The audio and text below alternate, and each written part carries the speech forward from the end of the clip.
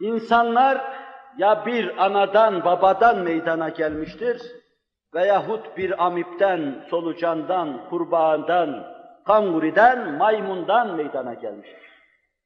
İlim ve din bir tarafta ittifak ve ittihad eder, bir hakikata parmak basarsa, bunun dışında faraziyelere, nazariyelere dayanarak, affedersiniz zevzeklik yapanlara sükût etmek düşer.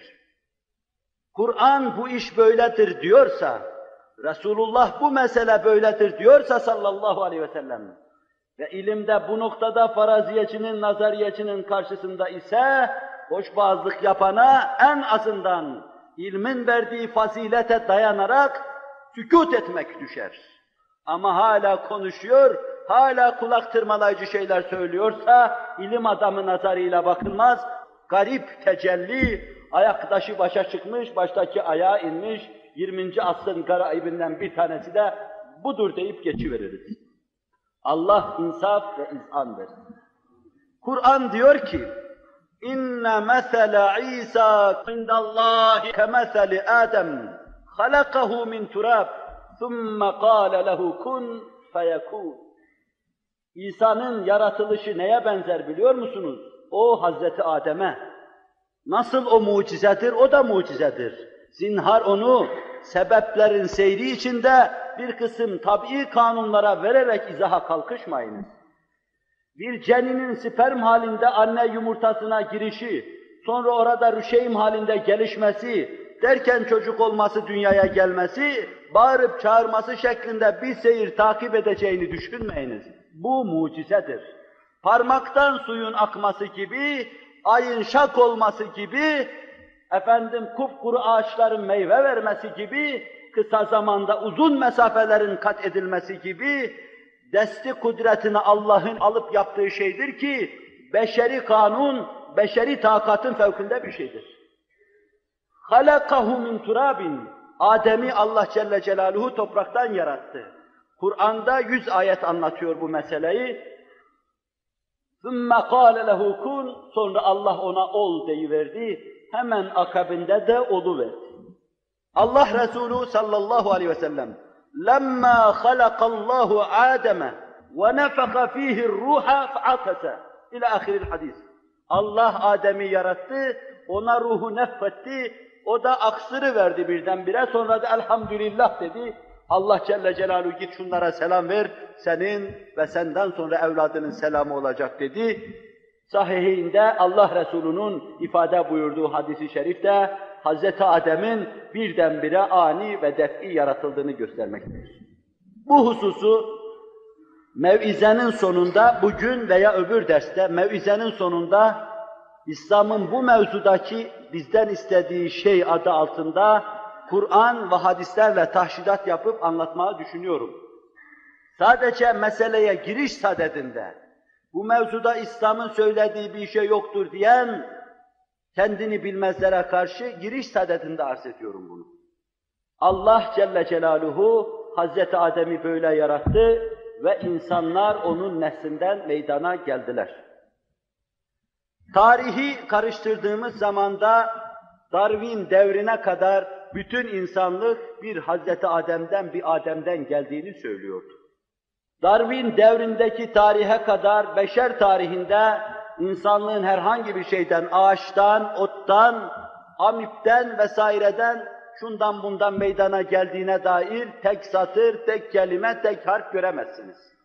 O güne kadar beşer hep bir anadan, bir babadan geldiğini ifade etmesi gösteriyor ki esasen birbirini takip eden bu hadiseler içinde kaybolmayan bir hakikat varsa o da Hazreti Adem hakikattır.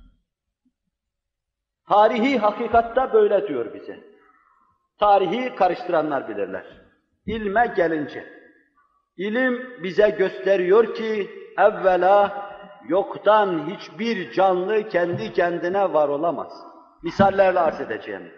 İlim bize gösteriyor ki canlı var olduktan sonra gelişemez. İlim bize gösteriyor ki canlı gelişse de üreyemez. İlim bize gösteriyor ki ürese de dönüşemez. Başka bir hale giremez. Ve sırasıyla bu hususları arz edeyim. vakit ve imkan müsaade ederse, onların kendilerine mesnet ettikleri hususları da arz edeyim. Ama bu derste vaktimiz müsaade etmezse, mesnetlerinin ne kadar çürük olduğunu da önümüzdeki derste arz edeyim. Allah yardımcımız olsun. Bir asırdan beri materyalist kimya dünyası laboratuvarlarını seferber ederek kimyevi terkiplerle bir canlı yapma gayreti içindedirler.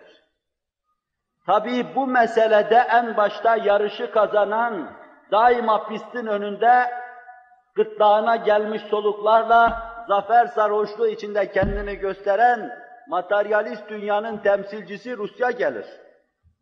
1942'den başlayarak Rusya'da hususi mahiyette kurulmuş Kimya Enstitüsü bu mevzuda bir çalışmaya girişti ve Rusya'da en meşhur kimyacı Oparin'i bu enstitünün başına reis olarak getirdiler.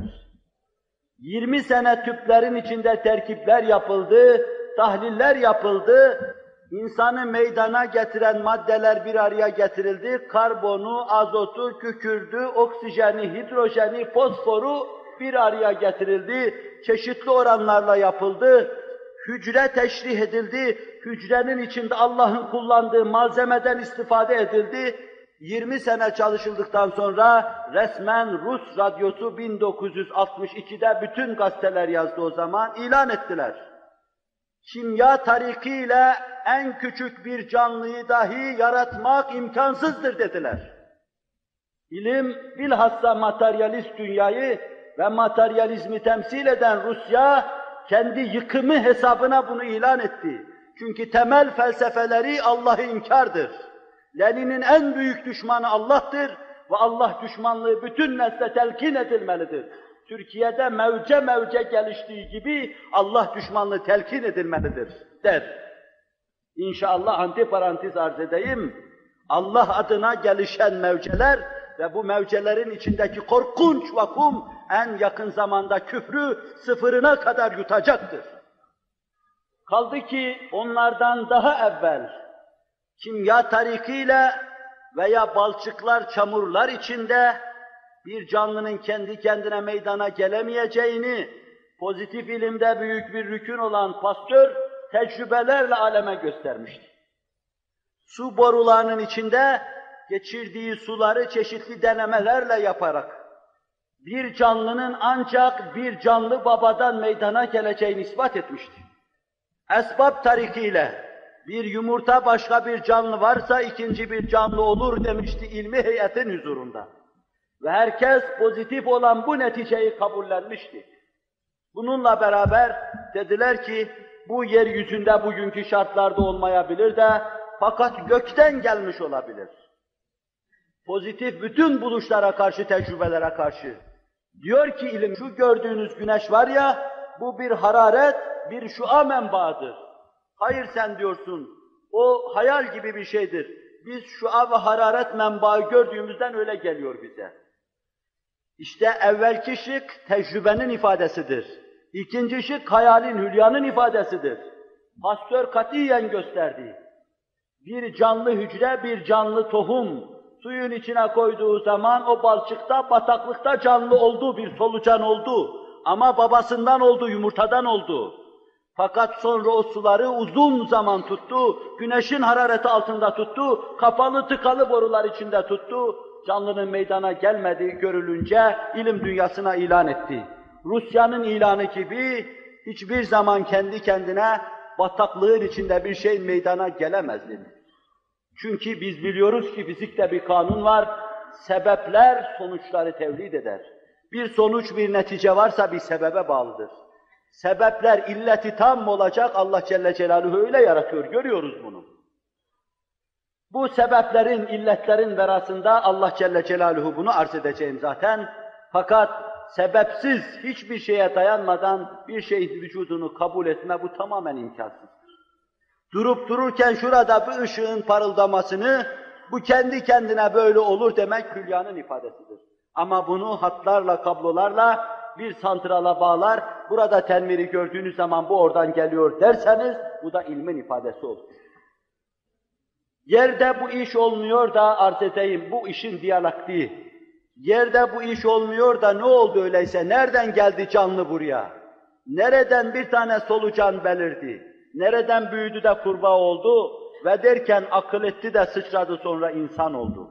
Halbuki ilim, yeni modern biyoloji diyor ki, insan aşağıya doğru gidebilir ama fakat yukarıya doğru bir canlı çıkmaz diyor. İnsan sukut edebilir. Belki de Kur'an-ı Kerim'deki bir kısım ayetlere de dayanarak diyeceğim, bu meseleyi iddia edenler içlerinde bir şey hissediyorlar. Esasen boş değil bu. Ruhlarında bir hastalık var. Farkına varmadan dönüştürmüş Allah onları da halet-i ruhiyelerini söylüyorlar. Ve adamın resmine baktığınız zaman da zaten siretinin dahi tebeddül ettiğini görürsünüz, hak verirsiniz. Fakat bunlarla meseleleri basite irca etmek, Kur'an talebesi olan bizlerin meseleleri anlatırken ciddiyetine muvafık olmadığı için uzatmayacağım. Gökten nasıl geldi canlı? Bir canlı, bir nezle mikrobu halinde, bir parazit halinde gökten geldi ama nasıl geldi? Bunu kim getirdi buraya? Allah getirdi derseniz, yaratır ya onu oradan buraya getiren Allah yaratır. Niye uzaklara gidiyorsunuz? Niye meseleyi büyütüyorsunuz? Kendi kendine orada teşekkür etti, buraya geldiyse sözümüz var. Koskoca taşları, meteorları dahi eriten atmosfer, onun buraya kadar canlı olarak gelmesine nasıl müsaade etti? Taşı, demiri eriten, yakan, giden füzeleri lav haline getiren atmosfer, nasıl o canlının rahatlıkla buraya gelmesine müsaade etti? Cayır cayır yanar ve pişerdi. Toz gubarları arasında, taşlar arasında geldi. Taş kendisi gelemiyor ki o gelsin. Bununla beraber bu olmaza da oldu diyelim, geldi diyelim. Meseleyi yine temele götürelim. Burada olmayan şey orada nasıl oldu deriz. Yer yerdir, atom kütlesinden ibarettir, toprak topraktır, ateş ateştir, su sudur, hava havadır. Her yerde aynı şeydir bunlar. Burada meydana gelmeyen orada kendi kendine nasıl meydana geldi? Bizim için mesele gayet basittir. Vallahu halaka kulle dâbeti mimma. Allah her şeyi sudan yarattı. Bir kısmı sudan olarak yarattı veya beyaniye sudan yarattı Celle Celaluhu.